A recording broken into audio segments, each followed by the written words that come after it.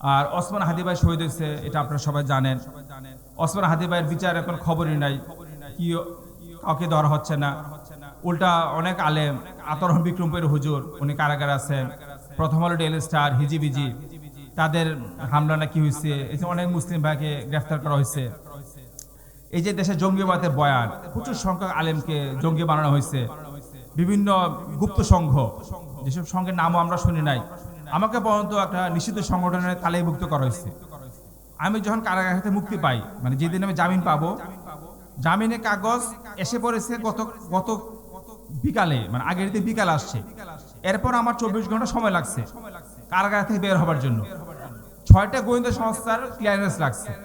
6টা গোয়েন্দা সংস্থা, এসবি, এনএসআই, ডিজেফাই, সিটিএসবি, সিটিসি, এটিও, 6টা গোয়েন্দা সংস্থার ক্লিয়ারেন্স দেওয়ার পরে আমি কারাগার থেকে বের হতে পেরেছি।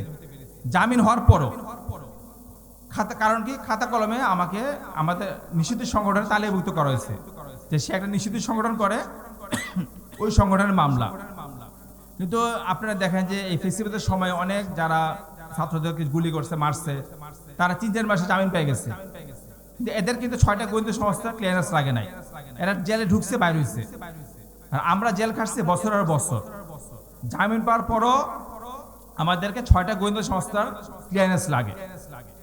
এতটা জুলুম হয়েছে, 5ই আগস্টের পরও এটা হয়েছে।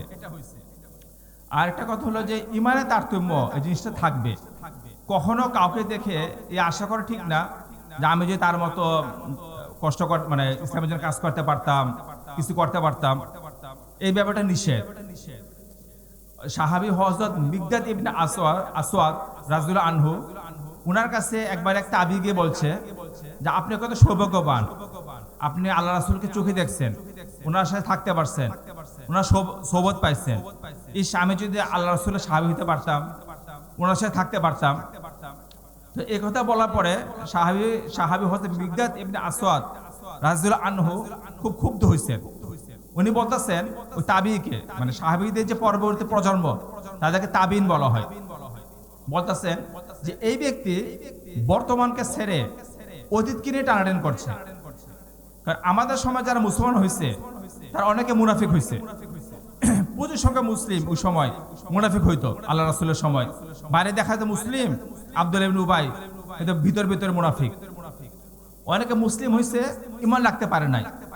মুসলিম হবার কারণে অনেক অত্যাচার করা হইতো কাফেররা, ঠিক আছে। অনেকে মুরতাদ হয়ে গেছে, ঠিক আছে, অনেকে মুনাফিক হয়েছে, আবার অনেকে তো কাফের হয়ে মারা গেছে। বেশিরভাগ সময় ওই সময় যারা ছিলেন আল্লাহ রাসূলের সময়, বেশিরভাগ কাফের হয়ে মারা গেছে, অনেকে মুনাফিক হয়েছে। আবার একটা অংশ ঈমান আনছে, কিন্তু ঈমান রাখতে পারে নাই। এখন উনি সাহাবী বলছেন ওই তাবিকে যে বলা যায় না, তুমি যদি আল্লাহ রাসূলের সময় থাকতা তুমি কি হইতা? তুমি কাফের হয়ে মারা যেতে পারতা, মুনাফিক হয়ে মারা যেতে পারতা, বা তুমি ঈমান আনে আবার ঈমান ত্যাগ করতে পারতা। এখন তুমি যে সময় আছো, ঈমান আনার কারণে তোমার কোনো কষ্ট হচ্ছে না, তোমাকে কেউ মারধর করছে না, তুমি তো ঈমান সঠিকভাবে রাখতে পারছো। এই জন্য আল্লাহ সুবহানাহু ওয়া তাআলার কাছে সবসময়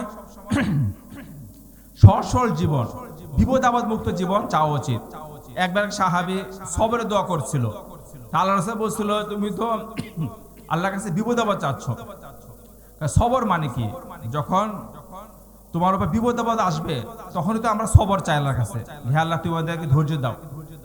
তুমি তো সবরের দোয়া মানে কি? তুমি আল্লাহর কাছে বিপদ আপদ চাচ্ছ। এটা সবসময় আল্লাহর কাছে কামনা চাইতে হবে যে হে আল্লাহ তুমি আমাদের নিরাপদ জীবন দান করো, বিপদ মুক্ত জীবন দান করো, ঠিক আছে, এর সবসময় চাইতে হবে। আর আব্দুল কাদের ভাইয়ের প্রতি ধন্যবাদ যে আমাকে এখানে কথা বলার সুযোগ দেওয়ার জন্য। আর আপনাদের প্রতি আমার একটা অনুরোধ যে দেখেন, আপনাকে অতি উৎসাহী মুসলিম হবেন না। রাজবাড়িতে একটা ঘটনা ঘটছিল, নুরু পাগলা, মানিকগঞ্জে একটা ঘটনা ঘটছে বাউলের। পরবর্তীতে কিন্তু কিছু মুসলিম ভাই এখনো কারাগারে আছে। জেলে ঢোকার পর কিন্তু ভাই ঈমানটা আগের মতো থাকে না, ঠিক আছে। কারণ কারাগার এটা এমন একটা কাঠিন্য, সবাই সহ্য করতে পারে না। আর শয়তান তখন অস্ত্র দেয়, নাউজুবিল্লাহ। আপনি একটা বড় কাজ করলেন ইসলামের জন্য, এরপর আপনি কারাগারে গেলেন, কাজটা যদিও সঠিক, পরবর্তী শয়তান আপনাকে অস্ত্র দেয়, যেটা আমরা নিজের ফেস করছি কারাগারে, যে কোথায় এখন তোমার আল্লাহ, নাউজুবিল্লাহ, তোমার আল্লাহ তো এখন তোমাকে সাহায্য করছে না। তুমি যে আল্লাহর জন্য কাজ করছো, জেলে ঢুকছো, এখন তো আল্লাহ তোমাকে সাহায্য করছে না। তখন শয়তান আপনার ঈমান নষ্ট করতে চায়।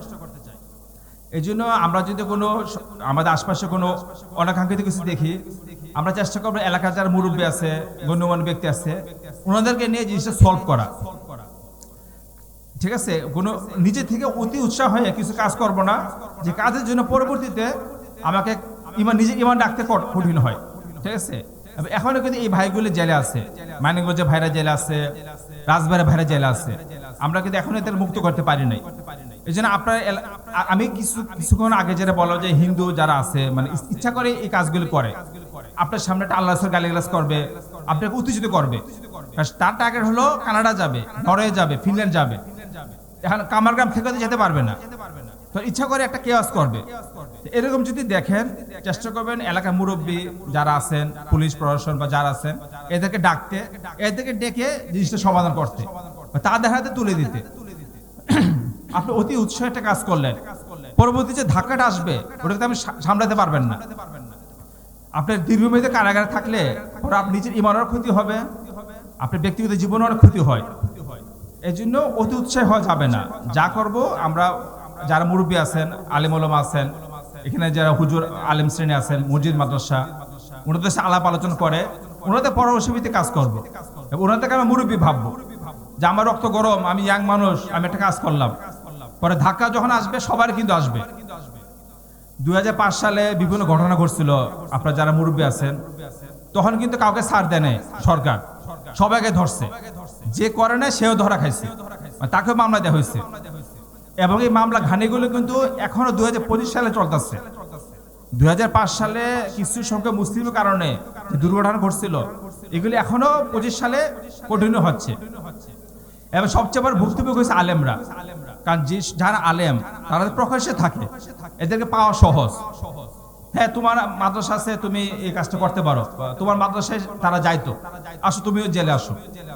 ফলে কি হয়, এই যে এতগুলি শিক্ষা প্রতিষ্ঠান আছে, ছাত্ররা পড়াশোনা করছে, এগুলি বন্ধ হয়ে যায়।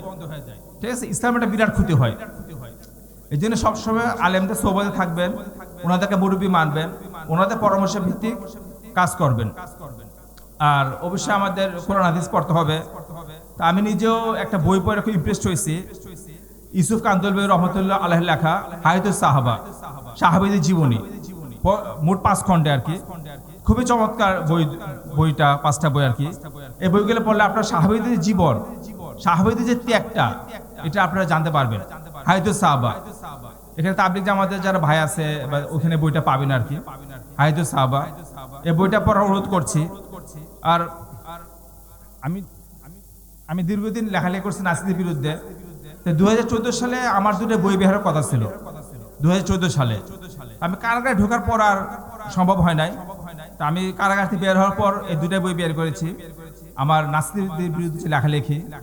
তো এখানে আপনারা এই 2টা বইয়ে অনেক লেখা পাবেন। বিশেষ করে 13-14 সালে যে উগ্র নাস্তিকতাবাদ, কিভাবে এত লোক নাস্তিক হলো, কি কারণে বিদেশ যাওয়ার জন্য নাস্তিকবাদ চর্চা হয়েছে, এবং এই লেখাগুলো আমি এখানে ফুটিয়ে তুলেছি। এবং নাস্তিকদের অনেক কথার জবাব আমি আমার এই বই দিয়েছি। এই 2টা বই পড়লে ইনশাল্লাহ আপনাদের ইমান মজবুত হবে, আপনাদের কনসেপ্ট ক্লিয়ার হবে। ঠিক আছে, আপনারা অনেক মুক্ত মানাদের চক্রান্ত থেকে বাঁচতে পারবেন। 2টা বই সংগ্রহ করার অনুরোধ করছি। তো কথা ইনশাল্লাহ আর দীর্ঘ করবো না, আমি দূর থেকে আসছি। ইনশাল্লাহ আপনারা ভালো থাকবেন, আবার ইনশাল্লাহ আসবো। আল্লাহ হাফেজ।